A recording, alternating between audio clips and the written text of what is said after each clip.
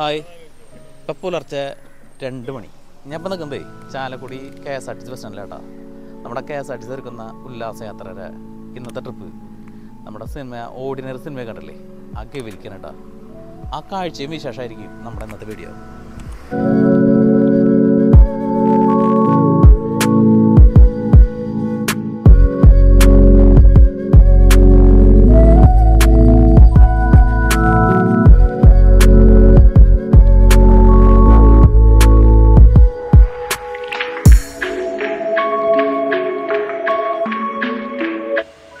അങ്ങനെ കൃത്യസമയത്ത് തന്നെ നമ്മുടെ ഗവി യാത്ര ആരംഭിച്ചു. അതിനുശേഷം നമ്മുടെ കണ്ടക്ടർ പാസഞ്ചേഴ്സിനുള്ള ഇൻഫർമേഷനും മറ്റുള്ള എല്ലാ കാര്യങ്ങളും പതിവ് പോലെ തന്നെ അത് തുടർന്നു. ഏതൊരാൾക്കും ഉറക്കം വരുന്ന സമയമായതിനാൽ എല്ലാവരും ആ ഉറക്കത്തിലേക്ക് ലയിച്ചു. ഏകദേശം 3.5-4 മണിക്കൂർ 150 കിലോമീറ്റർ യാത്ര ചെയ്തതിന് ശേഷം നമ്മൾ കണ്ണു തുറന്ന് നോക്കിയപ്പോൾ പത്തനംതിട്ട ബസ് സ്റ്റാൻഡിലെത്തി.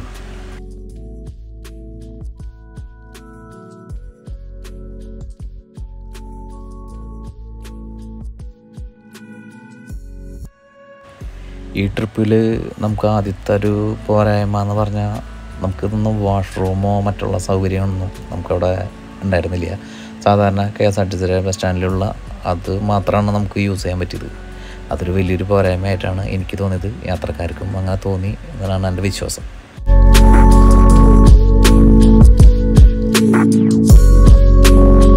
പത്തനംതിട്ടയിൽ നിന്ന് നമ്മുടെ വന്ന ബസ്സിലല്ല കേട്ടോ നമ്മൾ പോണത്. കാരണം ചെറിയ ബസ്സാണ് ഗവിയിലേക്ക് പോകാൻ പറ്റുള്ളൂ. അത് പ്രകാരം പത്തനംതിട്ട ഡെപ്പോയിൽ ഓടുന്ന വാഹനമാണിത്. 36 സീറ്റിൻ്റെ ചെറിയ വാഹനമാണ്. അതോടൊപ്പം തന്നെ ആ ഡ്രൈവറും നമ്മുടെ കൂടെ ഉണ്ട്. നമ്മൾ വന്ന ഡ്രൈവറും കണ്ടക്ടറും നമ്മുടെ കൂടെ ഉണ്ട്. ഈ ഹോട്ടലിൽ നിന്നാണ് കേട്ടോ നമ്മൾ ഭക്ഷണം കഴിക്കണത്. ഈ ഹോട്ടലിൽ നിന്നാണ് നമ്മൾ ഭക്ഷണം കഴിക്കുന്നത്. രാവിലത്തെ ബ്രേക്ക്ഫാസ്റ്റൊക്കെ ഇവിടെ ഒരുക്കിയിരുന്നു.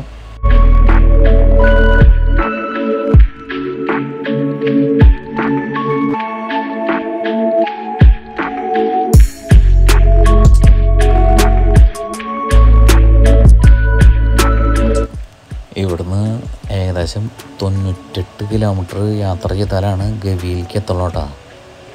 നമ്മളൊരു വലിയൊരു യാത്ര തന്നെയാണ്. കാട്ടിക്കൂടെ ഉള്ളൊരു യാത്രയാണ്. കാട് മാത്രമുള്ളതെന്നാണ് പറഞ്ഞു കേട്ടത്. അപ്പോൾ നമ്മൾ ഭക്ഷണം കഴിഞ്ഞിട്ട് നമുക്ക് വീണ്ടും നമ്മൾ പോവാണ്. വീണ്ടും യാത്ര തിരിക്കുകയാണ് ഗവിയിലേക്ക്.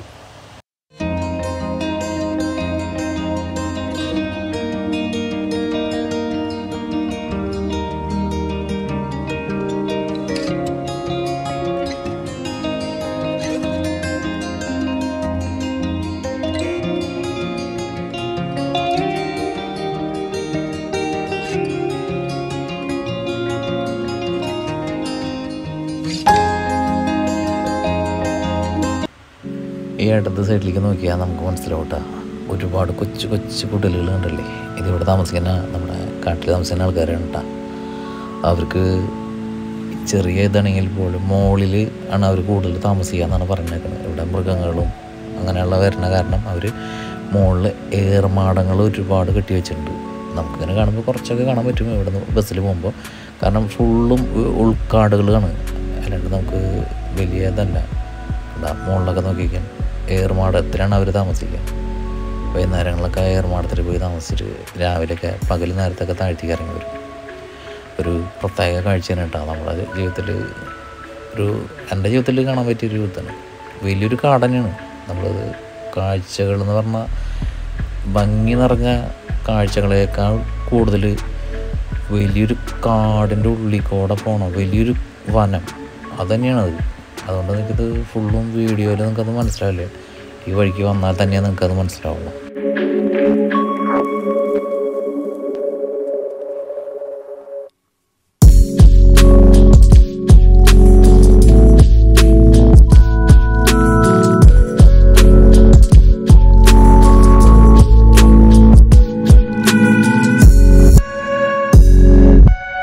ഒരു ദിവസം ഗവിയിലേക്ക് 5 KSRTCയും 30 പ്രൈവറ്റ് വാഹനങ്ങളാണ് കടത്തിവിടാമെന്നാണ് നമുക്ക് കിട്ടിയ ഇൻഫർമേഷൻ. അതിനുശേഷം നമുക്ക് നമ്മുടെ പെർമിഷൻ മുന്നേ എടുത്ത് വെച്ചിട്ടുണ്ട്. അതിനുശേഷം നമ്മൾ ഇവിടെ ഒരു ടിക്കറ്റ് കൗണ്ടറുണ്ട്. ഈ ടിക്കറ്റ് കൗണ്ടറിൽ പോയിട്ട് വേണം ടിക്കറ്റ് വാങ്ങാൻ പൈസ അടച്ചിട്ട്. അപ്പോൾ അതിനുവേണ്ടി നമ്മൾ ഓരോരുത്തരുടെയും പേര്, അഡ്രസ്സ്, വയസ്സ്, ഫോൺ നമ്പർ എല്ലാം ഇവിടെ കൊടുത്തതിന് ശേഷമാണ് നമുക്ക് ടിക്കറ്റ് തരുള്ളൂ. അതെല്ലാം കണ്ടക്ടറും ഡ്രൈവറും പോയി മേടിച്ച് വീണ്ടും നമ്മൾ യാത്ര തിരിക്കുകയാണ്.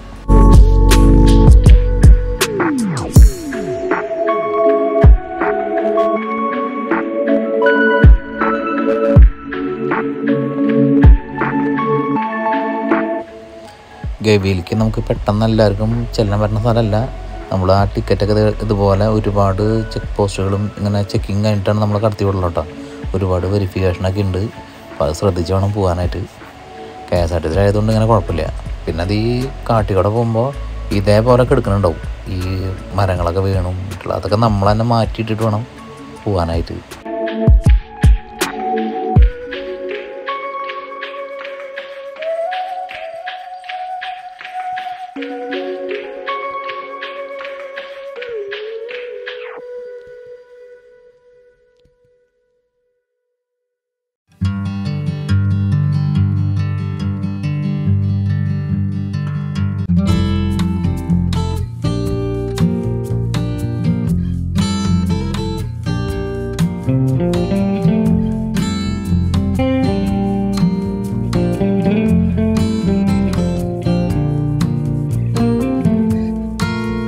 ഒരു 40-45 കിലോമീറ്ററായപ്പോൾ വണ്ടി നിർത്തി ചായ കുടിക്കാനായിട്ട്. ഇവിടെ ചായ കുടിക്കാനായിട്ട് ടോയ്ലറ്റ് പോകാനുള്ള സൗകര്യമുള്ള കാരണം അവിടെ നിർത്തി. ഇത് മൊത്തം കാട് തന്നെയായിരുന്നു. അതുകൊണ്ടാണ് നമ്മൾ പകുതി ഷൂട്ട് ചെയ്തിട്ടുള്ളത്. ഇനി 41 കിലോമീറ്റർ ഇനിയും കാട് തന്നെയാണ്. നമുക്ക് ആ കാഴ്ച കാണാം.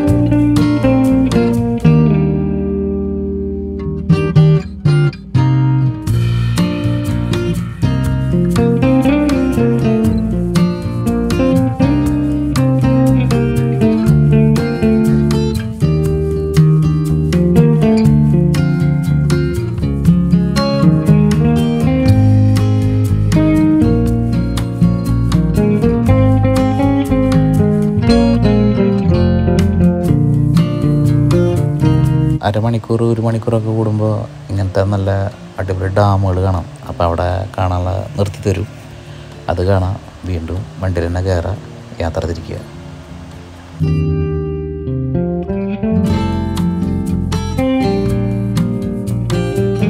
അങ്ങനെ രണ്ടാമത്തെ ഡാം കക്കി ഡാം എന്ന് പറയും. ഡാമുകൾ കാണുമ്പോൾ ഒരേപോലത്തെ ഡാം തന്നെയാണ് കേട്ടോ എല്ലാം നമ്മൾ കാണുന്നത്. നമ്മൾ മുന്നേ കണ്ട ഡാം തന്നെയാണോ എന്ന് പെട്ടെന്ന് തോന്നിപ്പോവും. കണ്ട ഇങ്ങനത്തെ മൃഗങ്ങളുണ്ട് കേട്ടോ. ആനയൊക്കെ ഉണ്ടായിരുന്നു. എനിക്ക് അകലെ ആയതുകൊണ്ട് നമുക്കത് സൂം ചെയ്യുമ്പോൾ ക്ലിയർ പോണാതെ നമ്മൾ എടുത്തിട്ടില്ല. ആനേനെയൊക്കെ കണ്ടിരുന്നു. ആനയൊക്കെ കാട്ടിലുണ്ട്. നമുക്കത് അകലെ ആയതുകൊണ്ട് മാത്രമാണ് എടുക്കാറുള്ളത് കേട്ടോ. ഇടയ്ക്കിടയ്ക്ക് അതേ ഇങ്ങനത്തെ കൊച്ചു കുട്ടികളെ കാണാൻ പറ്റുന്നുണ്ട്.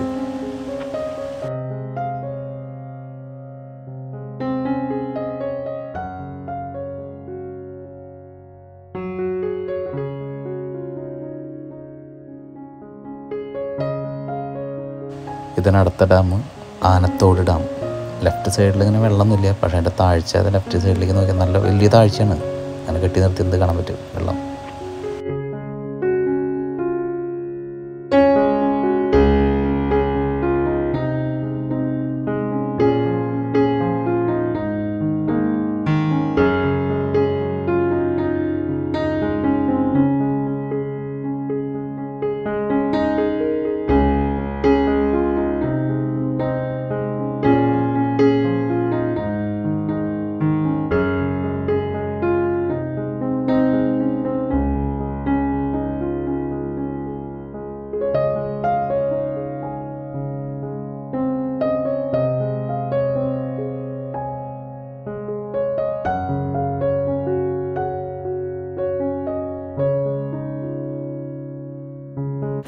സത്യത്തിൽ ഞാൻ കാട് കണ്ട് എനിക്ക് മതിയായിട്ടാ.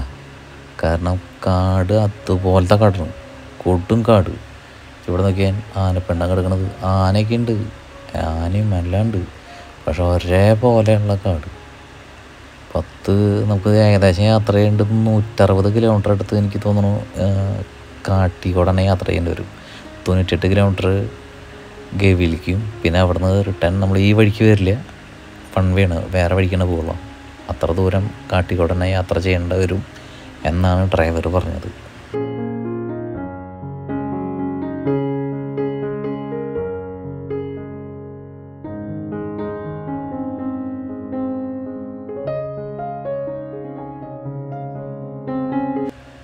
ചാലക്കുടിയിൽ നിന്ന് നമ്മളെ പത്തനംതിട്ട വരെ കൊണ്ടുവന്ന ഡ്രൈവറാണ് കേട്ടോ. ഈ ഡ്രൈവർ ചേട്ടനാണ് കേട്ടോ. 150 കിലോമീറ്റർ നമ്മൾ യാത്ര ചെയ്ത് പത്തനംതിട്ട വരെ കൊണ്ടുവന്നു.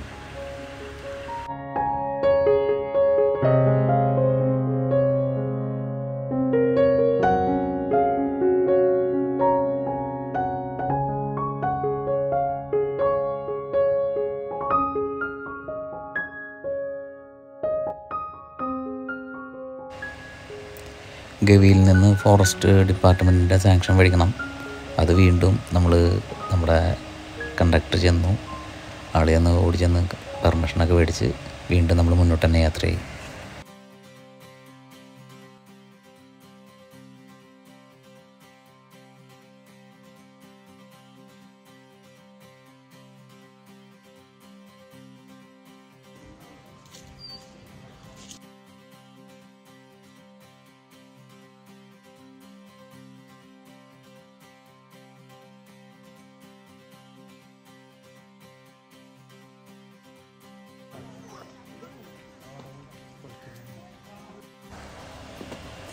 കൃത്യം 1 മണിയായപ്പോൾ തന്നെ നമ്മൾ ഭക്ഷണം കഴിക്കുന്ന സ്ഥലത്ത് എത്തിയിട്ടാണ്.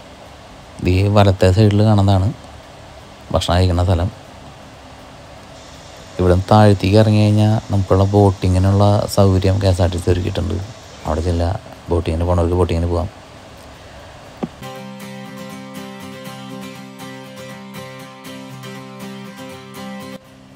ഈ കാണുന്നതാട്ടാ രുദ്രാക്ഷം. ഞങ്ങൾക്ക് ഇവിടെ നിന്ന് നിലത്തുനിന്ന് കിട്ടിയതാണ്. ഈ ഇവിടെ കാണുന്ന മരങ്ങളൊക്കെ ഏകദേശം രുദ്രാക്ഷത്തിൻ്റെ മരങ്ങളാണെന്നാണ് പറഞ്ഞത്. ഞങ്ങൾ നിലത്തുനിന്ന് പറക്കിയെടുത്തതാണ്. അതിനുശേഷം അങ്ങനെ ബോട്ടിംഗ് ഉണ്ട്, ബോട്ടിങ്ങിൽ കയറാം.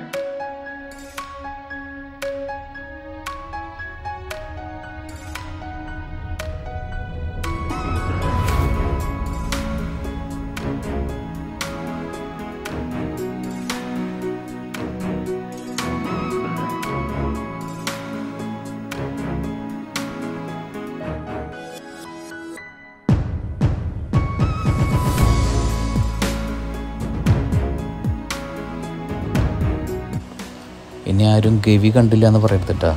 ഗവിയിലത്തെ സ്കൂളാണ്, പഴയ സ്കൂളാണ് റൈറ്റ് സൈഡിൽ കാണുന്നത്. അപ്പോൾ അത് പുതുക്കി പണിത് ലെഫ്റ്റ് സൈഡിലൊരു ഇങ്ങനെ ബിൽഡിംഗ് ആക്കിയിട്ടുണ്ട്. ഇതാണ് ഗവിയിലത്തെ സ്കൂൾ, LP സ്കൂൾ.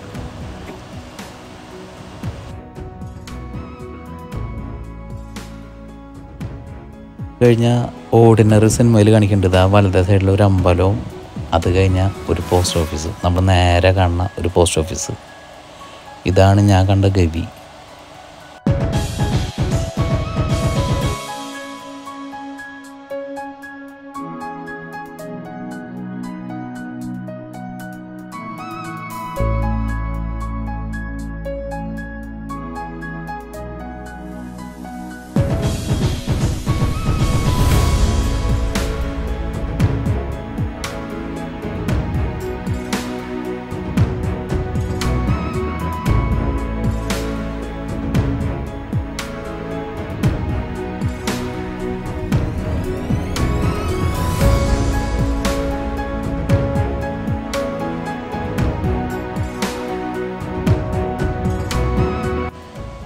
ഗവിയിൽ സ്ഥിതി ചെയ്യുന്ന ഗവി ഡാം കാണാനൊക്കെ അടിപൊളി തന്നെയാണ്.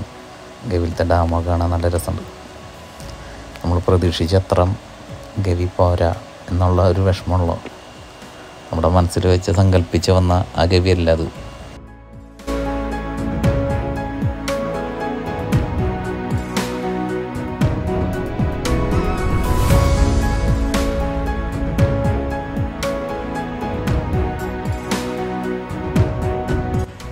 ഗവി എത്തണ വരെയുള്ള കാഴ്ചയേക്കാൾ ഗവി എത്തിയതിന് ശേഷം നമ്മൾ പരുന്തുംപാറയിലേക്കൊരു യാത്രയുണ്ട്. തിരിച്ചു പോകണ വഴിയാണ്. തിരിച്ചു പോകണതല്ല, നമ്മൾ വൺ വേ എന്ന് പറഞ്ഞില്ലേ, ആ വഴിയാണ് കേട്ടത്. പരുന്തുംപാറയ്ക്കുള്ളതാണ്. ആ കാഴ്ചയൊക്കെ നല്ല അടിപൊളി കാഴ്ചയാണ് കേട്ടോ.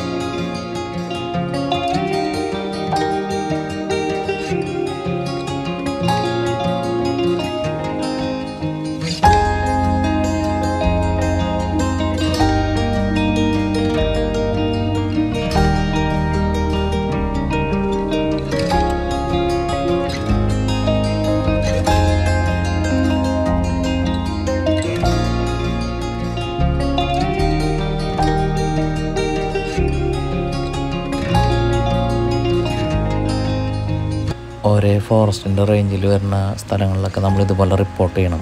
റിപ്പോർട്ട് ചെയ്ത് എക്സിറ്റ് അടിക്കണമെങ്കിൽ എക്സിറ്റ് അടിച്ചിട്ട് വേണം ഇവിടുന്ന് പോകാൻ. അതിൻ്റെ പെർമിഷനൊക്കെ മേടിക്കാനായിട്ട് നമ്മുടെ കണ്ടക്ടർ ഓടി ചെന്ന് ആ കാര്യങ്ങളൊക്കെ ചെയ്ത് വീണ്ടും നമ്മൾ പരുന്തുംപാറയിലേക്ക്, അതിമനോഹരമായിട്ടുള്ള പരുന്തുംപാറയ്ക്കുള്ള യാത്ര. നമ്മളങ്ങനെ ഏറെ നേരത്തെ കാത്തിരിപ്പിന് ശേഷം നമ്മൾ കാട്ടിൽ നിന്ന് നാട്ടിലേക്ക് എത്തിയിട്ടാണ്. ഇതാണ് നമ്മുടെ കോട്ടയം കുമളി റോഡ്.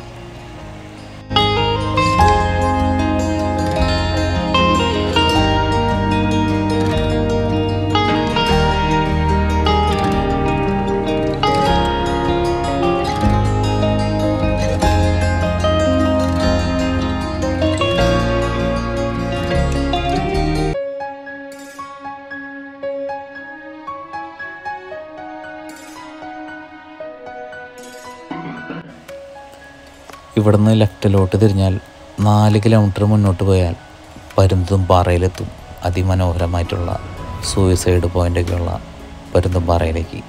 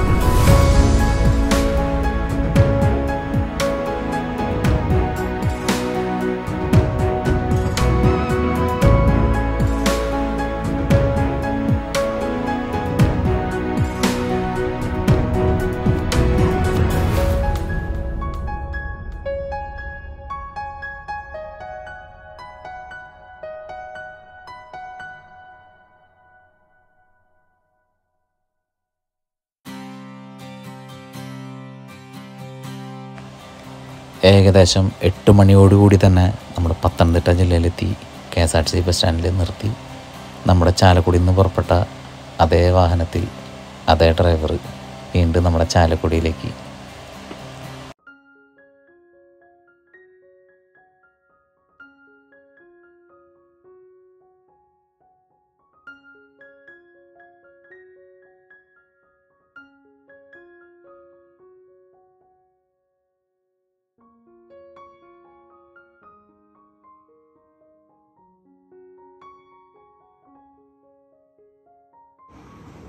അങ്ങനെ ഇന്നലെ പുറപ്പെട്ട ഗവിയാത്ര തിരിച്ച് 24 മണിക്കൂറിന് ശേഷം പുലർച്ചെ 2 മണിക്കാണ് നമ്മൾ തിരിച്ചെത്തി. വീഡിയോ ഇഷ്ടമായിരുന്നു. അടുത്ത വീഡിയോ കാണുന്നത്. നന്ദി, നമസ്കാരം.